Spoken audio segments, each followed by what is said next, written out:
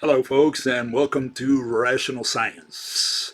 Today we're going to be talking about this gentleman. His name is Peter Woit, and he's an expert in twistor theory.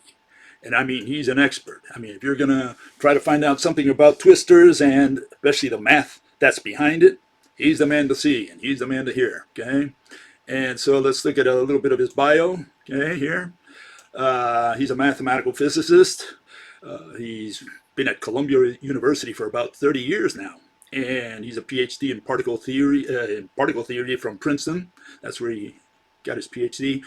His interest, his latest interest, or his main interest, is relationship between mathematics and QFT, quantum field theory. And his current project is trying to unify not string theory but space-time with twistor theory. Okay, so we're going to learn a little bit about twistor theory today. Okay, he hasn't won many medals. He doesn't have too many of them pinned on his lapel, and I don't know, maybe he has. I just haven't found any. But that doesn't take away from him, believe me. If a person is an expert in their own field, it doesn't matter how many medals he's won over his lifetime. Maybe they missed him when they gave out the medals. He does carry a blog, Not Even Wrong, and that's a famous phrase. And he's using it to belittle string theory specifically. He goes against string theory. He says it's not even physics, so it's not even wrong. Okay, and we talked a little bit about string theory the other day. Okay, so what is this string theory? In order to answer that question, we have to go to Mr. Woit's mentor. And this man is Roger Penrose. He won a Nobel Prize this year in mathematical physics. Something very important for mathematicians, apparently, and not important in physics at all. We don't have beauty contests in physics. We don't win any gold medals like they do at the Olympics. We don't give any medals, gold medals, for knowledge, okay? Especially when people don't know. Okay, they can't explain gravity, they can't explain light, they can't explain anything out there, magnetism, electricity, but they get medals. Makes you kind of wonder. So no, we don't worry too much about medals. But yeah, this fellow, his name is Roger Penrose, and he did win medals. And this is him. I think some of you have heard of him, more or less. Okay? And Mr. Penrose is famous for inventing, or discovering, or inventing, I guess, the tribar, and also known as a Penrose triangle, and also the staircase. He also did some work with Stephen Hawking on the singularities, on black holes. He's wrote a paper on whether singularities are naked or not, whether they cover their shame. Okay, but the subject concerns us today. He also started that one. Is this twistor theory? Okay, it looks something like that. Okay, and we'll find out what that's all about, or try today to figure it out. Okay.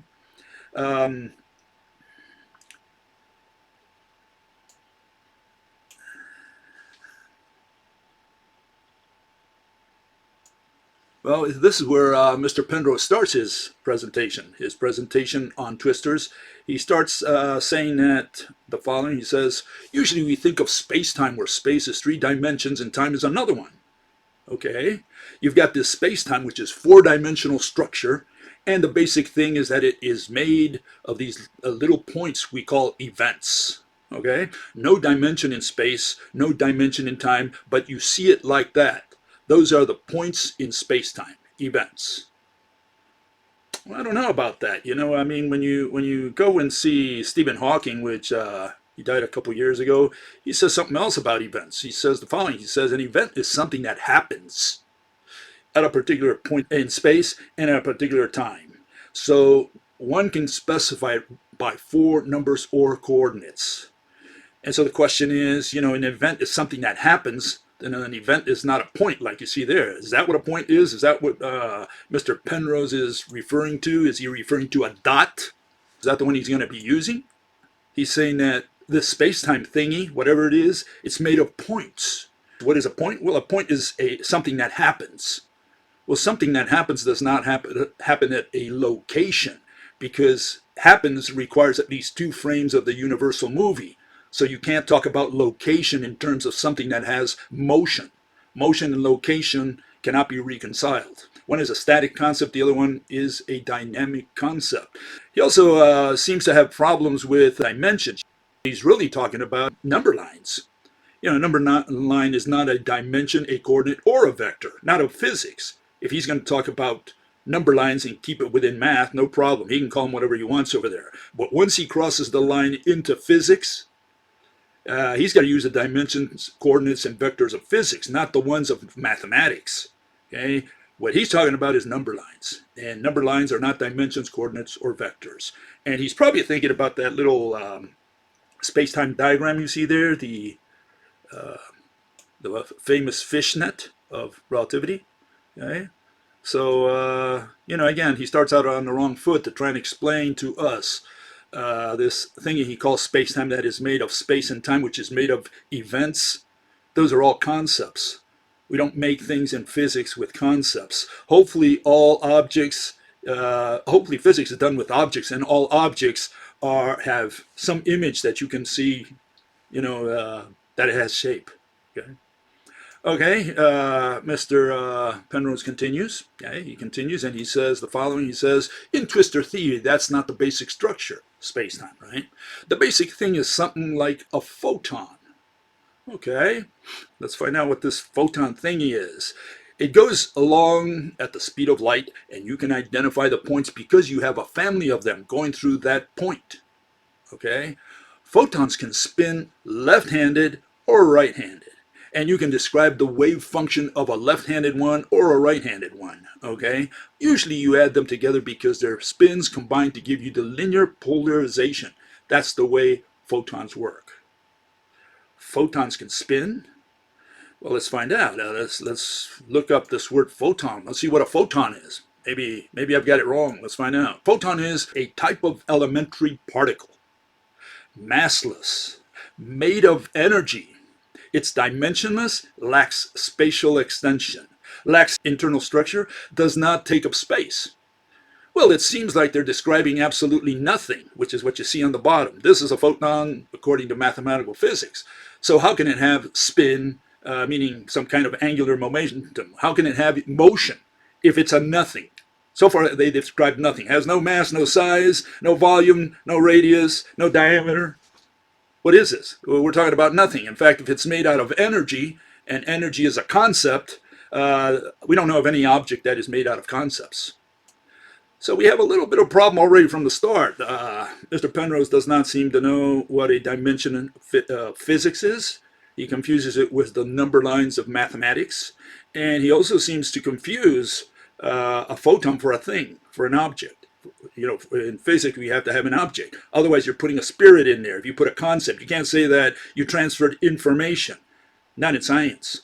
Maybe in religion you can do that. You can say you can transfer the spirit, you can transfer the soul, you transfer conscience. You can transfer all kinds of concepts in religion. In physics, you must have an object that can do the motion. Only objects move. Okay? Motion, two or more locations of an object. You have to have an object before you have motion. Okay, so he's moving a nothing. He's moving a photon, which is apparently made out of energy, but that's irrelevant aside from the fact that it's a concept. He's moving that which has no size, no shape, no anything, no mass. What is he moving? What are we talking about? And so so far we started on the wrong foot. No dimension, no object. Okay, let's continue. Let's see where this leads. Okay. Here, Mr. Penrose continues. He says, in Twistor's theory, you have 2 different formulae, one which works for the right-handed one and one which works for the left-handed one, just like the photon. For the gravitons, the particle of gravity, you want to make it fit in with Einstein's theory so it changes space. Space-time is changed by the gravity. Okay, so remember space-time, you warp the canvas. You have to put something on the canvas, warp it downwards, you create the depression, and that becomes gravity. So you create gravity with gravity. You create the depression by putting something in there, in this case a bowling ball known as, what, a graviton? Okay, and you curve space-time. Now anything that's close to that will fall inside the hole. That's That's the notion that these people have. Okay, you find you can do it for the left-handed ones, but not for the right-handed ones. Okay, you can do it for left-handed gravitons, but not for right-handed gravitons. Okay, left and right are not quite the same in the theory. You can do the left-handed ones, but not the right-handed ones. You're trying to get the right-handed ones in the framework which does the left-handed ones. Okay, so this is what they're trying to do mathematically. Okay, let's keep that in mind. It's all, so far we're talking about no object. We still don't know what a graviton is, but maybe we'll find out soon. But the question is, there's an issue there with left-handedness and right-handedness. Apparently electrons can do it, but and photons probably do it, but gravitons cannot. Okay, let's continue. Let's see what else Mr. Penrose has to offer here. And yeah, he said this is a way of describing physics, which is unusual. Yeah, I bet it is unusual. I mean, so far we have nothing. We have a confusion between the dimensions of physics and the number lines of mathematics. So that we started on the wrong foot, but now he's saying that this is a way, an unusual way of describing physics. I agree. If you can spin both of them left and right like that, you can do also the particle interactions, the strong interactions, the weak interactions. You can put the right and the left together. Okay, so there we have a particle interaction. It's using a Feynman diagram. We have space-time, space versus time. They usually put all three so-called dimensions, as they call them, number lines on the bottom, on the horizontal axis, and they put the number line known as time, something that belongs exclusively to math, has nothing to do with physics whatsoever. We don't have any use for time. We only deal with objects in physics. And they have time running instead of height. So it's a weird way of doing physics, no doubt about it. They have, I guess on the horizontal axis, we have width versus time. What sense does it make? Time doesn't have direction, but here they put it as a direction.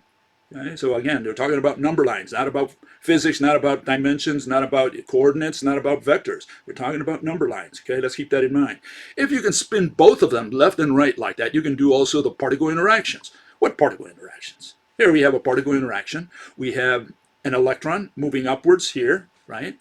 And it throws a photon at another electron, pushes it away. Great, no problem. We're going to understand push. The problem quantum mechanics has is explaining pull. How do you explain pull with this Feynman diagram? How do you attract? I mean, if two rocks throw gravitons at each other, right? This is what we want to understand, the mechanism. If they throw gravitons at each other, right? Cast gravitons, how do you pull with those gravitons? There you have a particle interaction. Particle hits particle. Okay, so where's the attraction? How do you pull with that? This is the big problem that these people have. They can't explain the force of pull. And in fact, he talks about the strong force. Here's the strong force, the gluons, okay? And you can see that the gluon is, it's illustrated as a spring, as a bed spring, okay? So yeah, we can all understand how two rocks can attract each other. If there's a bed spring between them, we can all understand pull. But when you look at the standard model, you don't find bed springs. All you find is little balls. You find gluon balls, not gluon bed springs. And what they do is they say, look, the gluons spread apart, and they create these these elastic bonds, which I don't know what they are. What are those? What is that thing that is stretching? Bubble gum? I mean, what is this? Where do you find this line, this elongated entity in the standard model? That's the question. Okay? And you can see what they do. They replace those things when they talk. They replace them with concepts. They say, look, the energy required to separate quarks produces quark-antiquark pairs, long before they are far enough to observe separately. Okay, so what they're saying is that you stretch energy, whatever energy is. Mr. Feynman told us that he didn't know what energy is, of course, because energy is not a what. It's a concept. There is no thing called energy. And so they're going to stretch this non-thing, this concept. They're going to stretch love. They're going to stretch, intelligence here. And by doing so, they create a quark. And what is a quark? I guess a bunch of energy, more energy. So again, they're doing all their physical interpretations with concepts. And we don't do physical interpretations with concepts in physics, because you need objects to explain mechanisms. We're trying to find out what the mechanism of gravity is. Remember that? That's what we were trying to do here. And these people are saying that they can do attraction between quarks, between rocks, between whatever, but whether it's the graviton in the case of rocks, whether it's the gluon in the case of quarks, and they're not explaining the mechanism. They're not saying what keeps those two quarks together. And so they say, well, it's energy.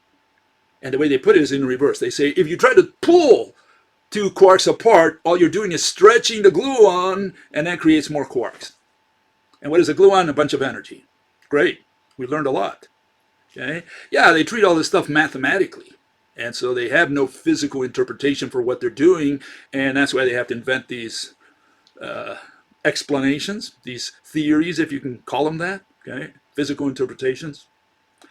Okay, Mr. Penrose continues, and he says, it has the sort of features which appeal to me very much. Okay, one of them is the use of complex numbers. Oh, hey, what is a complex number? Let's find out how complicated this is. Which includes imaginary numbers. And that's the imaginary number, which is the square root of -1. It's known as an irrational number.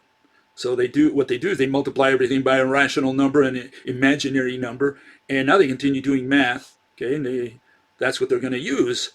In fact, he states that for quantum. He says once you put that into it, you have a whole different way of looking at the world.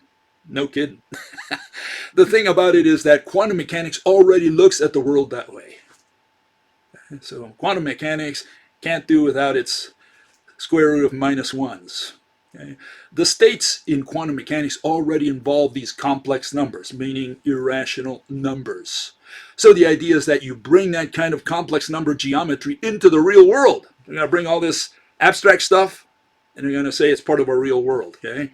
And somehow the quantum and classical worlds will get a bit mixed up. Yeah, there's very beautiful mathematics in the complex world, which you don't see in the real world. Well, are we talking about the real world, or are we talking about an imaginary, complex, inexistent world? I mean, the real world is the existing world. What are you talking about? I thought we were going to do physics here. I thought we were going to explain, what is it, gravity? So let's find out. Yeah, sorry, you got the wrong one there. He says the following. He said how he got into this math thing. Okay, he says, and that's what Twistor Theory does. It gives you a complex number, real and imaginary together. Imaginary meaning also irrational. That's also what it's called. It includes that. A picture of the world which involves quantum ideas as well as classical ones. Okay, so they're trying to. Classical means you're going to try to imagine the theory, and that's what they're trying to do. They're trying to imagine the theory. Okay, they have a mathematical description. They're going to give a physical interpretation, and what they're saying is that this playing around with the equations by introducing imaginary numbers and irrational numbers, really complex numbers, what it will allow them to do is really make sense of quantum mechanics. That's what they're trying to do, okay? And they're going to apply it to gravitons, of course. When I was a mathematics undergraduate, I was absolutely stunned by the magic that there is in these complex numbers. Okay, so you were wowed by mathematics, great. 1 + 1 = 2. It's a tautology. So this is what mesmerizes them, hypnotizes them. Wouldn't it be nice if somehow that was what governed the world? Yeah, I mean, idealism, maybe a little bit too much. Okay, this is what Mr. Woit does with this. He does. I mean, Mr. Woit is an expert in math, no doubt about it. And he's writing 2 papers, or I think he wrote them. I don't know if he's about to publish them. And here they are. You see them real quick here. And what I want you to notice is that in this paper, hyperfunctions and imaginary time, quantization, whatever that is all about, you can see there's no pictures in there. There are no pictures. All you see are equations. And you would think that if he's going to talk about twistors, I guess that he's trying to explain gravity, you would at least see one picture somewhere in that paper. Never will you see a picture in a published paper of these people. All you'll see is a bunch of equations. And so people out there, 99.99% of the people out there, they don't care about equations. They say, okay, give me the bottom line. I want to know why this pencil falls to the earth. Okay, why it falls to the floor. That's all I want to know. Just give it to me straight. How does that work? And these people say, well, you got to take, you got to look at hyperfunctions to understand it. You got to look at imaginary time. And you got to learn a lot about Twistor Theory, at the university level, PhD level, to really, really understand it. And so here we have these group of people. There's 5 of them on the world, and they talk about Twistor Theory because they are experts in Twistor Theory, and nobody knows what they're talking about. Then you have the other group over here, the string theorists. They talk about their strings. These guys don't talk to them. The other guys don't talk to these guys. And so we have the Twistor mathematicians and we have the string mathematicians. Each one developing equations out there. And you just ask them, look, I'm just very humble. I just want to know why the pencil fell to the floor. And they tell you that you have to take a course in math. And you say, well, hold on, I just wanted to know the simple, here's a pencil and here's the earth. We know that the pencil is attracted to the center of the earth. What attracts it there? All I want to know is what attracts it there. And it seems like all you need to do is figure out what invisible entity is coming in contact with the skin of the pencil. That's how simple it is. And these people are saying, no, you need to understand all this math. You say, but, it's counterintuitive that I would need all this stuff. You would think that it's more intuitive that all you need is some identify the invisible physical object that's pulling or pushing the pencil. And the answer they give you is that, well, Father Universe doesn't agree with our intuition. Your intuition is wrong. And who says that their intuition matches Father Universe's intuition, or the way he does things? Does this math represent how he does things? And I don't mean by how, a description, I mean how, the cause, the mechanism. I want to know the mechanism of gravity. And these people are giving me a description and saying, well, that's important, and here's the explanation. The explanation is warp space or gravitons. Yeah, but you can't explain it with gravitons. And warp space, warp time is a concept. You can't say that you're going to warp time and that prevents the Earth from flying out of the solar system. And they say again that your intuition is wrong, that Father Universe doesn't think like you. And again, does Father Universe think like him? Is that what he's suggesting? Is that what he's implying? And here's another paper by this gentleman. And this, again, I guess he's going to be publishing it soon, or he's about to publish or whatever. This is a draft version, and he's got on his website, blog. And what do we see? We see equations. Nowhere do you see a picture. So it's all like that. It's all non-pictures. And you would think that physics is about pictures. Physics should be, you should be able to explain physics, simple physics, like mechanisms, to a baby. These people say, well, here's the explanation.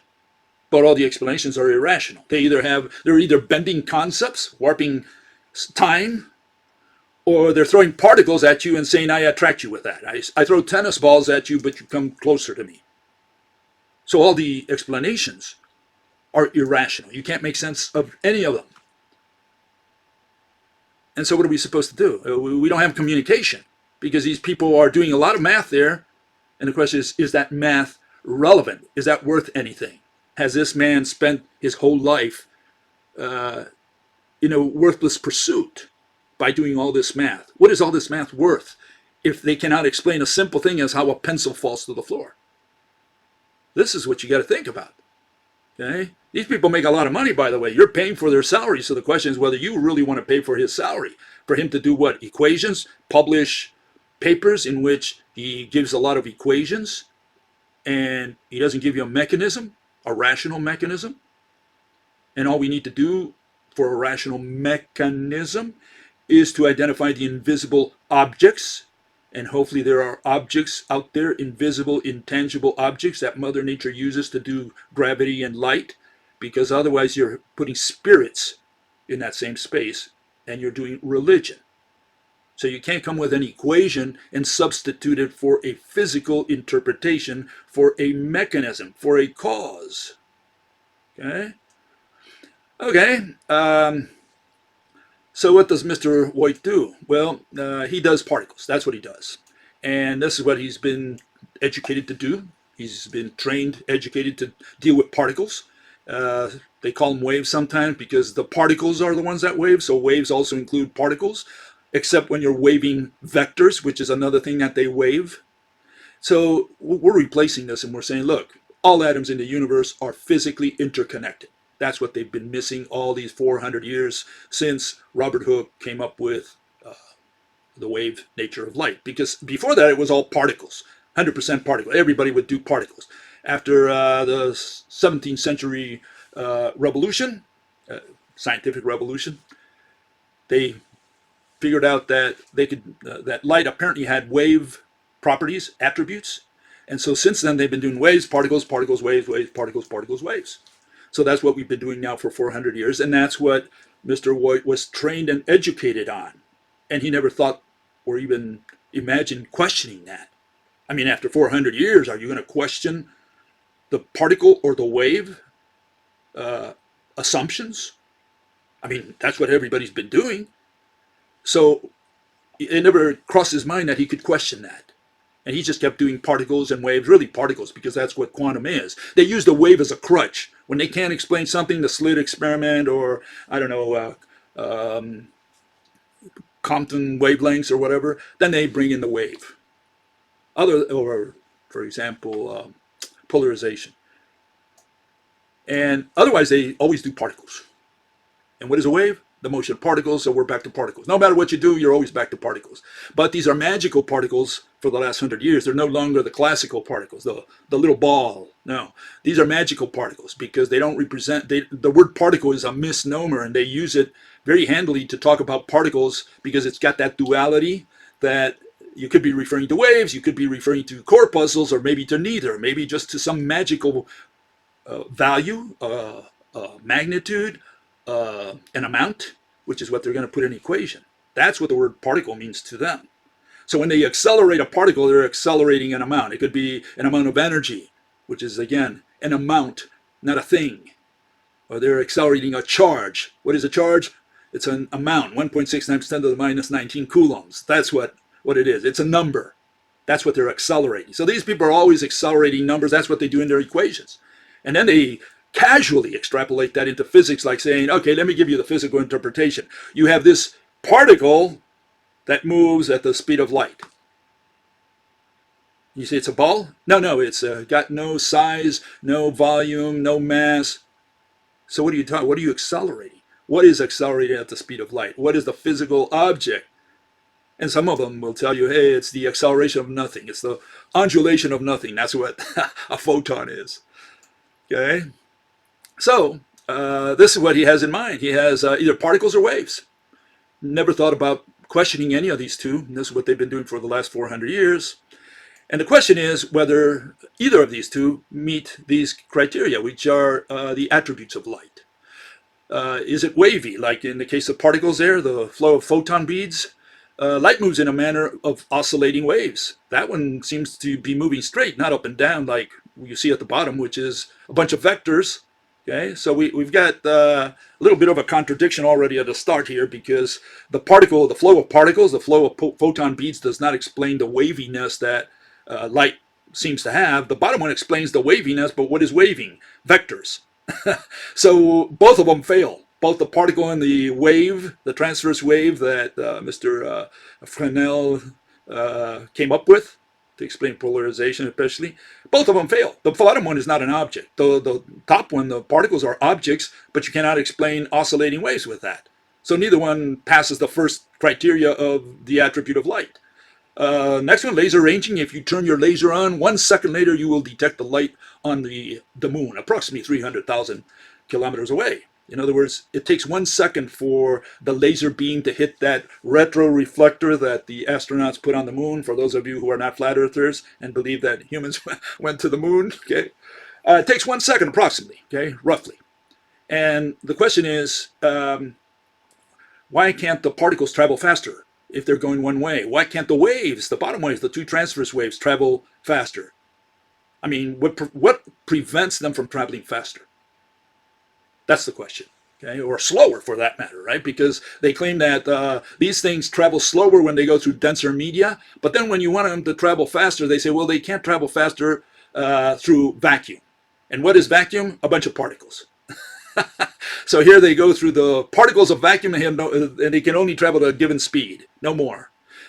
But then when they travel through other particles, the ones that we have in the real world, you could say, they go slower. That's their explanation. They have this thing called refractive index where they make a conversion of the speed of light to according to how dense a medium is. Constancy of light, they cannot explain that. Why frequency is inversely proportional to wavelength. C equals frequency times wavelength. The speed of light in a vacuum, at least they'll agree with that, is 300,000 kilometers per second. Okay, and you can increase the frequency only at the expense of wavelength. In fact, it is that difference that gives us the colors of the spectrum. Okay, ray reversibility. Mirrors reflect and refract light along what? Rectilinear trajectories or straight paths, whichever one you want. But that thing is straight as an arrow. Okay, so ray reversibility shows that light travels or extends straight. Okay. Light lines along or runs parallel to a straight axis. Amplitude, light obviously has it. And then you have Faraday and Maxwell laws. One field, so-called field, magnetic field induces the electric field and vice versa. How do particles explain that? How do they explain these attributes of light? So particles is a bad start. And waves is a no-brainer either because you can't start with waves because you got to identify what the physical object that is waving. Waves is a verb. There is no physical standalone object called a wave.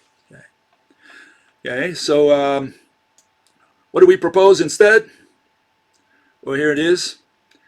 Does this one pass the attributes of light? Let's see. Let's find out. Well, it looks like it does. We're saying that what we have here is two atoms. One is two-dimensional, the other one three-dimensional, just so you can see how it's built, how it's constructed more or less, okay? And they're connected by a rope.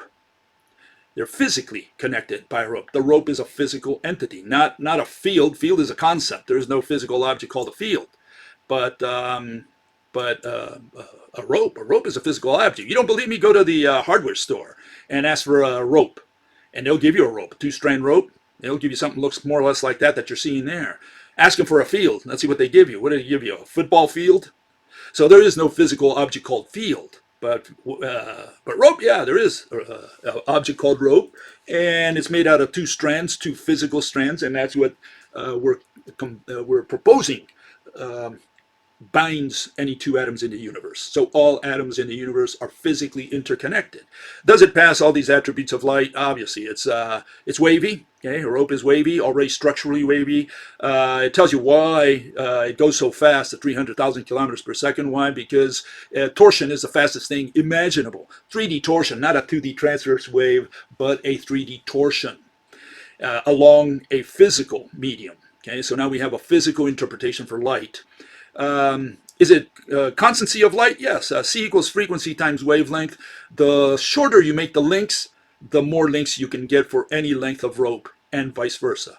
Okay, so C equals frequency times wavelength is the equation of a rope, not of a transverse wave. Ray reversibility always travels straight because it's taut. It's a taut rope. It's stretched to the limit. That also gives you the reason why C is a constant everywhere.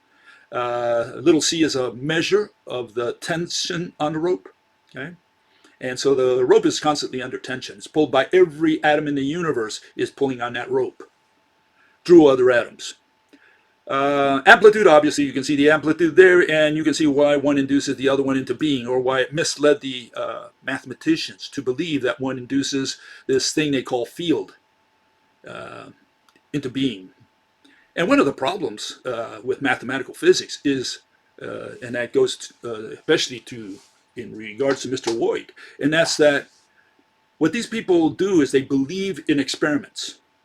So they do an experiment, they can't see or touch the mediator that Mother Nature uses for gravity, for light, for magnetism. They can't see or touch that. So they infer it indirectly. And for the last 400 years, we've been doing indirect assumptions based on experiments. What does that tell us about experiments? Well, it tells us that we don't need experiments in physics to determine the invisible, intangible mediators that Mother Nature uses, or Father Universe, whoever you pray to. Okay? You're not going to discover them through an experiment. The only way to reach an agreement with Mother Nature or Father Universe is to visualize. You have to see. You have to use the mind, not the eyes, not the hands.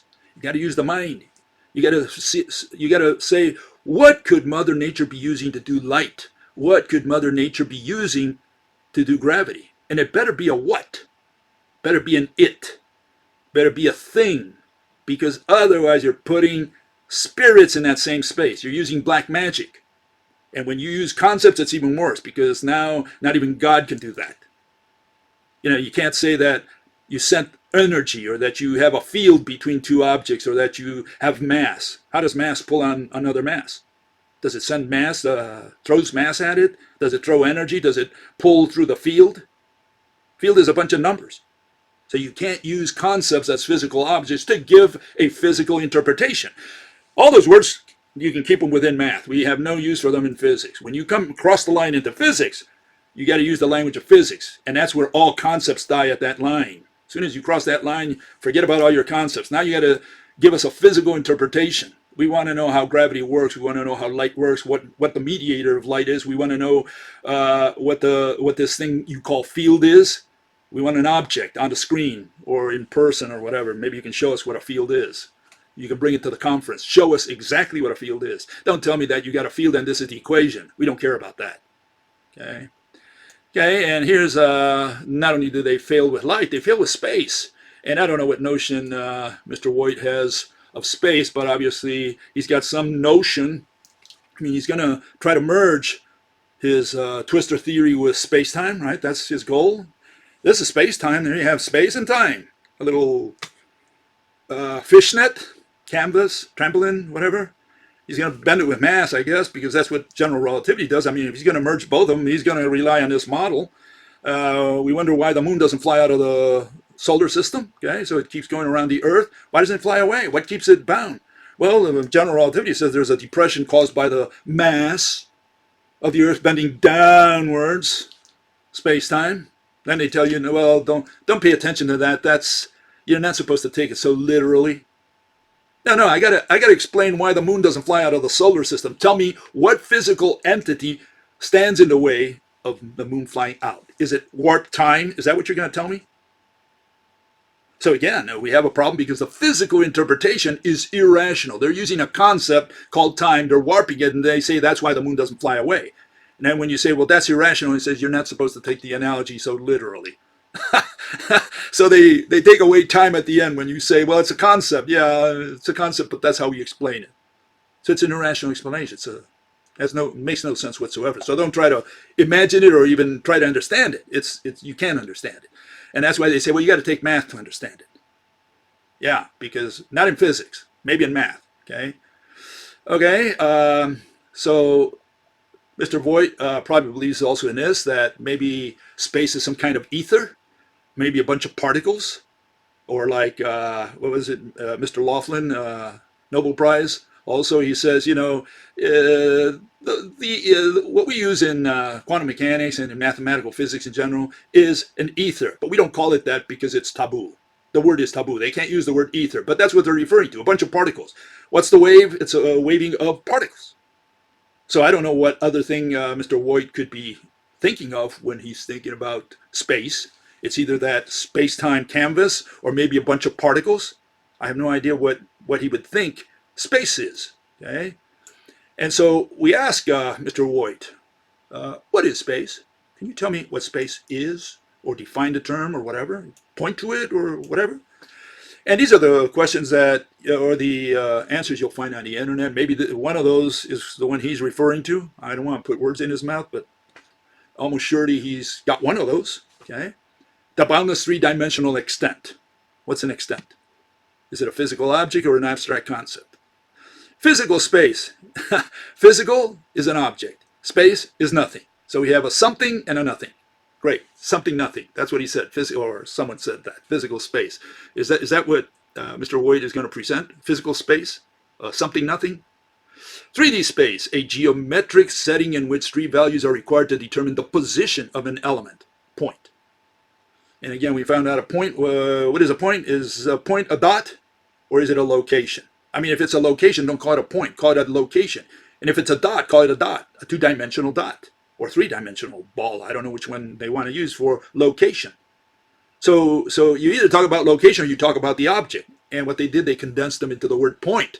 And so the word point is one of those dualities that mathematicians like because it means both things. It means the object, dot, and the concept, location. They love that because they can now give a pictorial representation within their presentation, within their dissertation. Okay, in 3D space, well, space is nothing, so there is no such thing as 3D space.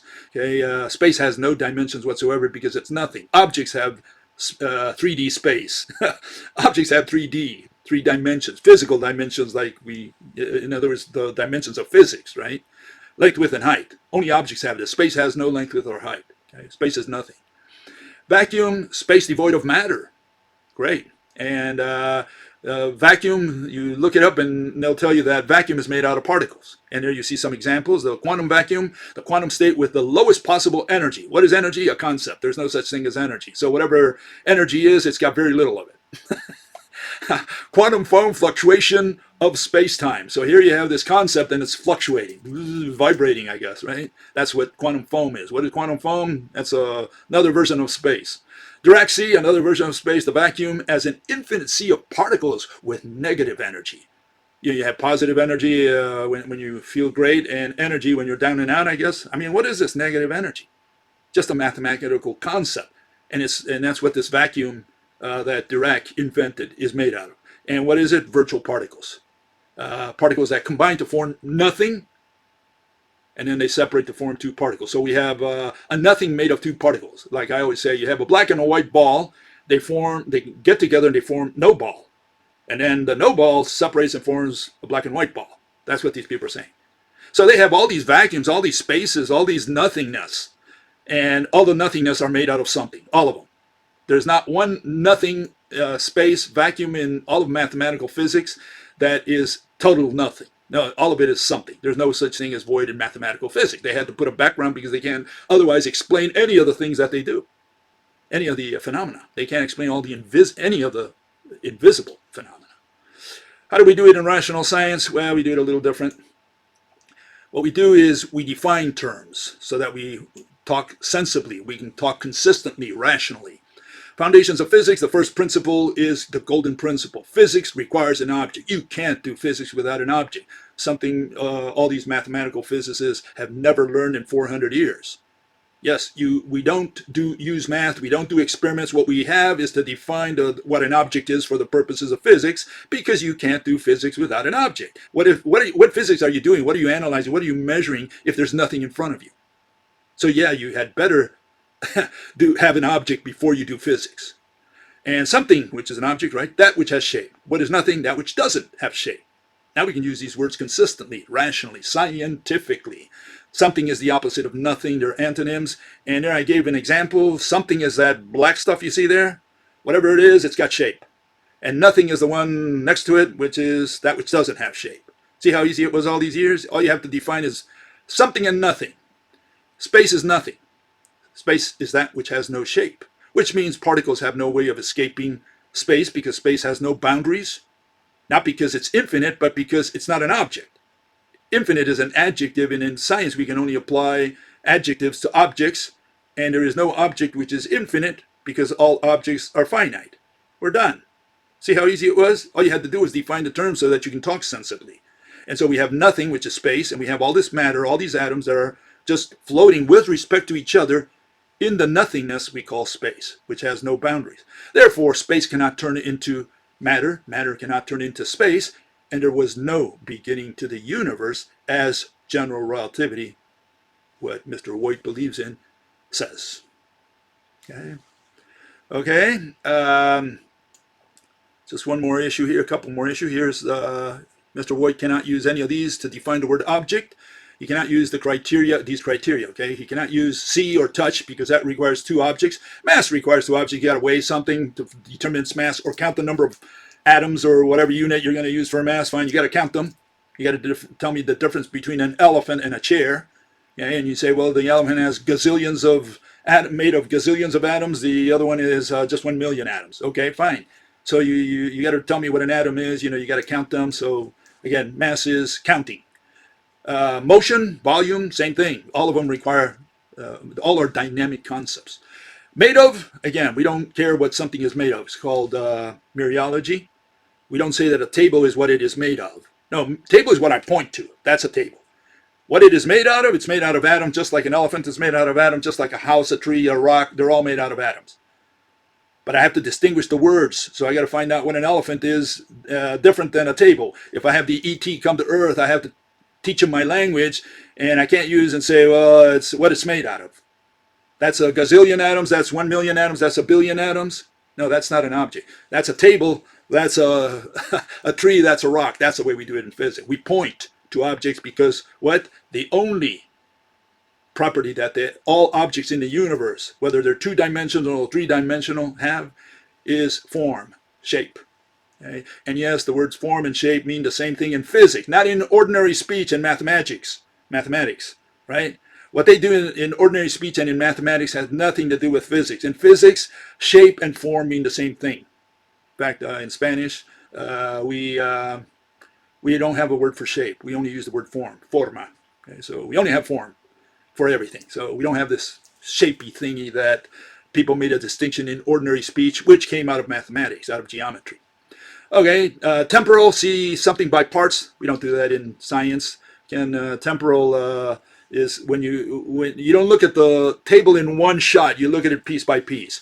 There are no observers in physics. We don't accept testimony, witnesses, none of that. So we don't care what you saw. Okay. Now, an object is that which has shape before we put an observer to see it, piece by piece, time by time, second by second. No, it's not a noun. It is a noun only for physics. Only that which has shape qualifies as a noun. The word motion is a noun in ordinary speech. It is not a noun in physics. So the word orbit is a noun in ordinary speech. That's not a noun in physics. In physics, orbit is a verb. Wave is a verb. Field is a verb. Energy is a verb. None of those are objects, standalone objects. Standalone objects you point to. Can you point to energy? Can you point to some kind of shape known as energy? Absolutely not. Can you point to mass? No, you can't. You got to count mass. If you're counting atoms or units of mass or whatever. Color needs a vibration, some kind of motion of light in order to see color. Frequency versus wavelength. It's not an object is not a synonym of exist. In addition, you need location. So an object with location is a definition of exist. And it's not 3D because we have 2D objects and they're known as squares and triangles and so on. So no, 3D is not an object. That's in ordinary speech, not in physics. Okay, physics, shape. It's the universal property of all objects. And here we go with the last one, and this is why the Earth doesn't fly out of the solar system. It's because all atoms of the Earth are bound to every single atom of the sun. The sun twirls the Earth around like a bunch of Lilliputians would twirl Gulliver at the end of ropes. That's why the Earth doesn't fly out of the solar system. Okay? So, I don't know if you should contribute to, what is it, Twistor Theory? By the way, these people are a dying breed, those who are pushing for experiments. Like I mentioned, Sabine Hossenfelder and Nobel Prize winner, what was his name? Sheldon Glashow, Mr. Woit. They're all dying breed of people because everybody's moving on to string theory and leaving them behind. Are they doing any better? No, of course not. As I showed that Mr. Maldacena a couple weeks ago, he's not doing any better. He's getting into more abstraction. He can't explain gravity any more than Mr. Woit can. Why? Because they're all using the wrong hypothesis. They're all starting at the wrong point. They're starting what? With particles and waves. Once they abandon that assumption and they assume that all atoms are interconnected, then maybe they can make a little bit of progress. Why can't we see or touch the mediator of gravity, of light, of magnetism, etc.? We can't because Mother Nature specifically made them invisible and intangible. And so you won't be able to go to the lab and figure out what light, or gravity, or magnetism, electricity, any of those are. Not by running an experiment. The experiment for gravity, here it is. You'll never need another experiment. Here, we let go of the pen, Okay, do it again. How many times? Repeatable experiment. Let's do it a million times. Okay, there it goes. That's the only experiment you ever need. Now you know what gravity is. Gravity is that something that pulls the pen down. What you got to identify is the physical object that came in contact with the skin of the pen.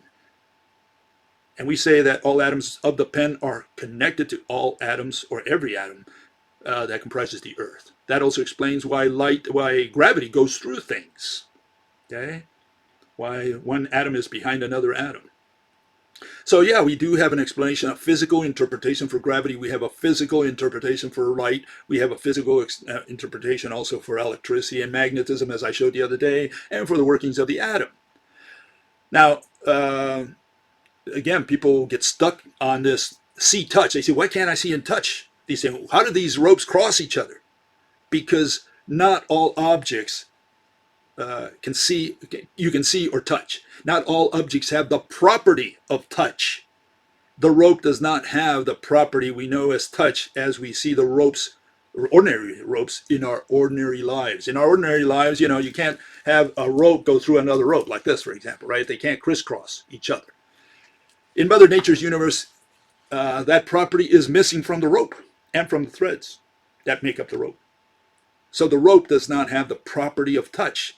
And that's a big can of worms. I explain that in my book, Why God Doesn't Exist. There I explain how something which is a rope, the electromagnetic rope, acquires the properties of touch and of see, you know, that you can see it eventually, atoms and upwards. Okay?